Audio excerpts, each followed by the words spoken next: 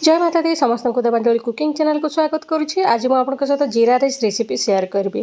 प्रथम तो आमको कढ़ई गरम करके तेल गरम करने पड़ो। तेल गरम हो सारे देदेबा 2 चामच खंडे जीरा से देदेबा अल्प टिके हेंगू आउे सुखिला लंका टेस्ट अनुसार तापर गोटे पीस डालचीनी तेजपत्र आउ गुजराती लवंग गोलमरीच अल्प अल्प पकेबा तापर देदेबा ए बहुत सारा कटा पियाज जदि पियाज खाऊना पियाज को स्किप करेंगे।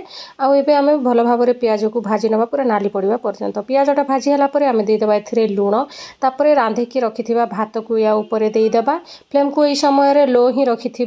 आउ भल भाव आम गोले नवा जमीक पियाजटा चारिपटे लाखिपर भातर। आम या ऊपर टिके देदेबा लेंबू रस गोटे फाड़ लेंबू को चिपुड़ी देदेबा फ्लेवरटा बहुत भल आसो। आउ जदि अच्छी बिरियानी मसला अल्प टिके पकेबे ना टिके मीट मसला भी पकईदेवे न पकड़े भी किसी असुविधा नहीं। तापर भल भाव या मिक्स कर नवा चारिपटे जमी लाखिपर। एभली रेसिपी वीडियो देखापी चैनल को सब्सक्राइब कर दिंतु। Thank you for watching.